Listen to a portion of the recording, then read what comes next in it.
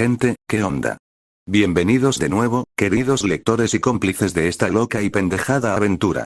Sí, lo sé, el capítulo anterior se tomó unas vacaciones inesperadas y llegó un poco tarde a la fiesta. La chamba es poder, pero el poder abruma a veces. Pero hey. Como buen anfitrión que soy, no podía dejarles con las ganas.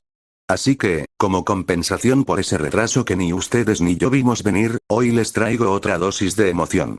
Otro capítulo de un pendejo en un fanfic de Boku no Hero listo para devorar. Pero antes quiero dedicar unos segundos a esos fieles seguidores que hacen que esta historia cobre vida. Un aplauso y abrazo virtual para todos ustedes. Y, en especial, unos saludos muy especiales para Milanesa Midorilla 2047, Steven Gregory 9955, Nick 1394, Kaimk 6018, Juan Manuel Pazchara 2423, Yautjak Xenox, Joan Cosío 7711, Pelón Peloricojo 8588, Alexis Ramírez, 10Z, NGO, Brian Daniel Mariscal Vidal 8630, Rip JSS, Nexus 1996, Bill Zipper Fanfic, Elias Flores 5289 y Gametla Indos Roy Orlando Barreno. Ustedes son el alma de esta comunidad. Sin sus comentarios, pensamientos locos y ese apoyo incondicional, esto no sería lo mismo. Así que, gracias por estar ahí, por escuchar y por ser parte de esta historia que, créanme, aún tiene muchísimo por contar. Ahora, sin más preámbulos, agarren sus palomitas, ajusten sus cinturones y prepárense para lo que viene. Porque este capítulo va a dejar huella. Allá vamos. Boku no Hero, atrapado en un fanfics. Capítulo 8. Manuel Jiménez de la Rosa Gustavo, ahora conocido como Izuku Midoriya, quería gritar al cielo y agradecer la aventura de su vida. El viaje más astral jamás conocido por el Doctor Strange. Había experimentado emociones que siempre deseó con toda su vida volver a experimentar, como cumplir su sueño de volver al pasado y cambiar múltiples cosas en su adolescencia, mientras describía múltiples emociones nuevas para su vida, incluso si era una raptada por su sucia y descarada conciencia. Por otro lado, nunca sintió tanta fascinación al vuelo, tanta adrenalina al levantamiento y aplastamiento de objetos más pesados que la misma Big Mama, pero sobre todo, nunca había conocido el miedo verdadero hasta que empezó su entrenamiento con el hombre más obsesionado con el fisiculturismo en toda la historia de Japón, y probablemente el mundo.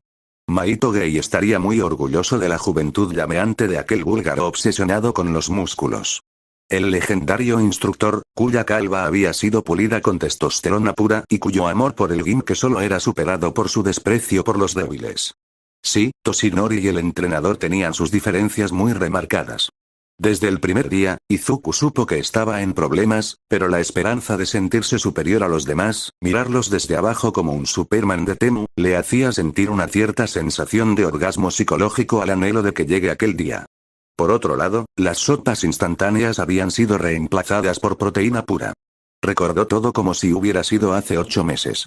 La rutina empezó con lo que el entrenador llamó calentamiento ligero, que consistía en cargar mancuernas de 120 kilos y hacer un montón de calistenia hasta no sentir el cuerpo.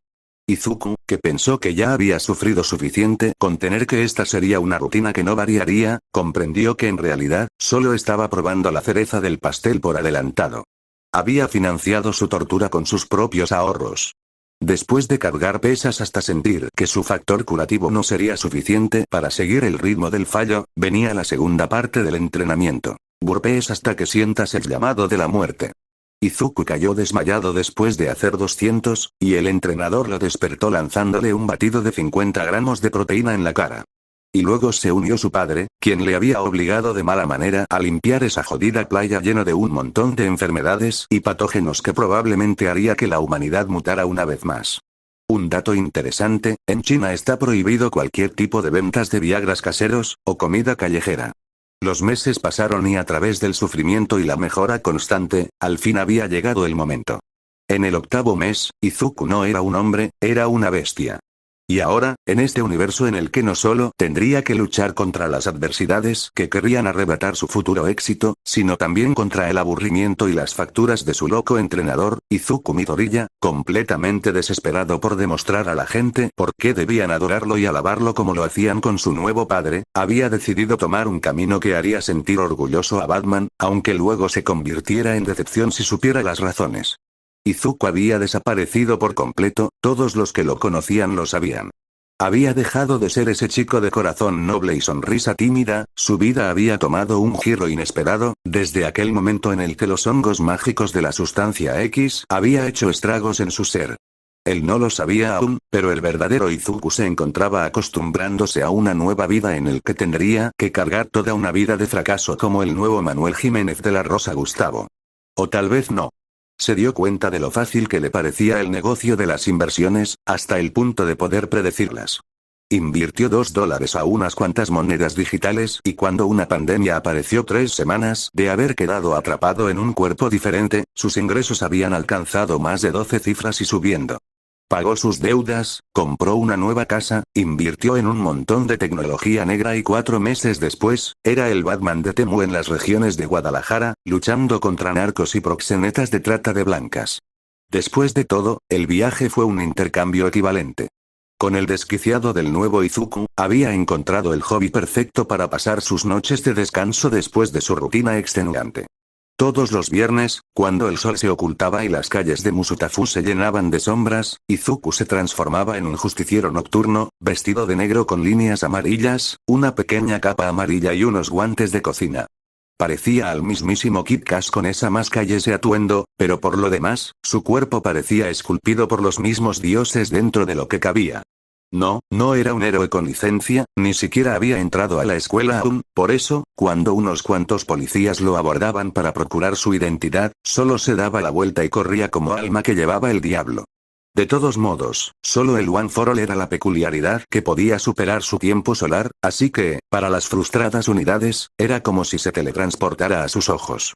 Además, ahora podía soportar el 40% de su energía distribuida en su cuerpo. Entonces está allí, con su traje barato que cada niño usa para celebrar el Halloween y un par de guantes de cocina que su madre usaba para sacar las galletas del horno, los guantes por los que su madre juró despellejar a la vecina, pues pensaba que aquella lo había tomado. Su capacidad de absorber la luz solar como una batería, amplificando su fuerza y controlando su propia gravedad para volar era su carta de triunfo, su única super técnica se llamaban las caricias de la paz. No se necesitaba mucha técnica y habilidad cuando eras un tanque móvil, un desastre andante, una ojiva de carne. Como All Might, digno hijo del portador de One for All. Era suficiente para hacer que los criminales lo pensaran 2 veces antes de meterse con él. Musutafu. 11 de la noche. Era viernes y como siempre, Izuku esperó a que su madre, Inko, quien había vuelto de su famoso viaje de negocios, se durmiera con su padre en su cuarto. Escuchó el ronquido suave que salía de su habitación, asegurándose de no estar interrumpiendo cualquier juego de adultos del papá y la mamá entre ambas parejas. Y, con la agilidad de un gato que ha bebido demasiado café, se deslizó por la ventana de su cuarto. Hora de salvar el mundo, o al menos mi zona favorita de la ciudad. Pensó mientras ajustaba su máscara. Como siempre, no llevaba un plan detallado, solo su instinto heroico o tal vez de oportunista, y una bolsa de papas fritas que había robado de la despensa. Aunque todavía estaba en la secundaria y faltaban 2 meses para ingresar a la UA, Izuku ya se sentía como un héroe en ciernes. O, al menos, como un justiciero de medio tiempo. Sus patrullas dieron sus frutos de inmediato. Pese a lo que podría parecer a simple vista, con una sociedad saturada de personas con calzones sobre licras, en realidad la comunidad heroica no era tan diferente de la policía misma. Por lo que el índice de criminalidad, incluso se había bajado en picado gracias a la presencia casi omnipresente de All Might, el crimen ocasional que consideraban de bajo nivel aún estaba allí igual de fuerte, y las autoridades seguían siendo igual que cualquier institución policial latinoamericano. Inservible, por no decir que corrupto. Una de las razones del por qué no todos amaban ni estaban de acuerdo con la aparición de los héroes desde generaciones. En pocas palabras, pese a que crisis de grado mundial pudieron ser detenidos, los problemas de a pie, del común, seguían allí. Por lo que sí, podría ser asaltado por cualquier random por ahí, mientras sus entrañas salpican la acera. El primer objetivo de la noche fue un grupo de carteristas que operaban cerca de la estación de tren. Estas ratas, de alguna manera sabían el patrón de patrulla de los héroes clandestinos asignados a los destacamentos policiales de la ciudad. Izuku los había estado observando durante semanas. Sabía que eran peligrosos, pero también sabía que tenían un gusto pésimo para la moda, y sus puños podían aplastar acero y soportar el impacto y la presión que conllevaba tal acción. ¿Qué podría hacerle un disparo y navaja mientras tuviera la invulnerabilidad de su resistencia mejorada? Con un grito de batalla que sonó más como un estornudo estrangulado, se lanzó hacia ellos sin dudarlo, no sin antes asegurarse de aumentar sus estadísticas de trampa al 30%, distribuyendo 6 a la cabeza, 10 al torso y 14 a las extremidades. Deténganse, malhechores. El justiciero Brillitos ha llegado. Los ladrones, sorprendidos por la aparición de un chico con voz de preadolescente, sin embargo, su cuerpo musculoso le hacía desconfiar, y tal vez se trataba de un tipo desafortunado que se escuchaba como un afeminado o algo así. Sin pensarlo 2 veces, soltaron las carteras y salieron corriendo. Era mejor luchar otro día. Izuku sonrió detrás de su máscara. Otro viernes, otra victoria. Los dejó escapar, no queriendo arriesgarse a quedar atrapado con alguna peculiaridad extraña.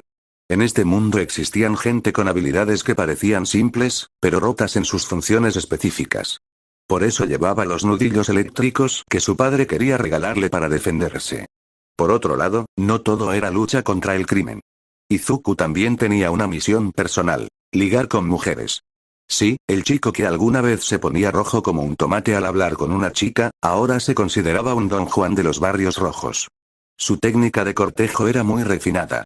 Básicamente consistía en sonreír, orbitar con su vuelo alrededor de la chica que le interesaba y hacerse pasar por un héroe profesional. Las mujeres amaban a los héroes, especialmente a los misteriosos y reservados clandestinos. Entonces decía algo como: «Hey, preciosa, ¿te gustan los héroes? Porque yo soy uno muy duro». La referencia era entendida, y con la ayuda de su práctica para fingir su voz aún más masculina y acorde con el físico que estaba puliendo, funcionaba de maravillas. Al menos con las chicas que encontraba en los bares de mala muerte que frecuentaba para tener momentos breves de diversión. En la noche de hoy, conoció a una chica llamada Aki, que tenía el cabello morado y una sonrisa que podía derretir el acero. ¿Eres un héroe o qué?, le preguntó mientras jugueteaba con su copa. Izuku, acercándose a la chica mientras levitaba unos centímetros sobre el suelo, respondió: «Algo así. Salgo los viernes por esta zona a repartir un poco de las caricias de la señora Justicia». Aki rió y le pasó un papel con su número. «Llámame, Justiciero Brillitos», ella exclamó, luego de haber besucado al héroe en un callejón. Izuku guardó el papel como si fuera un tesoro, al igual que el montón de papelitos en un cajón escondido en su habitación, y pasó el resto de la noche caminando con una sonrisa tonta en el rostro. Sin embargo, no todo era diversión y juegos sexuales. A veces, el crimen en Musutafu era más serio de lo que Izuku podía apreciar a simple vista. Esa misma noche, mientras caminaba por un callejón oscuro, se encontró con un villano de bajo nivel que estaba robando una tienda de conveniencia. El tipo tenía un Kirk que le permitía transformar su estructura corporal en una sustancia gaseosa, lo que lo hacía molesto de atrapar. «Vamos, chico. No puedes vencerme», gritó el villano mientras su cuerpo se esfumaba de la vista de Izuku. Izuku, recordando las lecciones que Toshinori le dejaba pasar de manera discreta, decidió usar su peculiaridad de la manera más canónica posible. Manteniendo 30% de su poder en su cuerpo, estiró los brazos y decidió darle a este villano un poco de la caricia de la justicia. «Caricia de la justicia, aplauso», exclamó, al estilo de Hulk. La onda de choque golpeó al villano con la fuerza de un tren bala a máxima velocidad, mientras todo lo demás salía volando por la presión de aire generada por Izuku. El villano se esparció por todos lados, sufriendo un gran dolor. Sus moléculas regresaron con fuerza y su materialización volvió a la normalidad de manera forzada. Izuku ni tuvo que seguir luchando.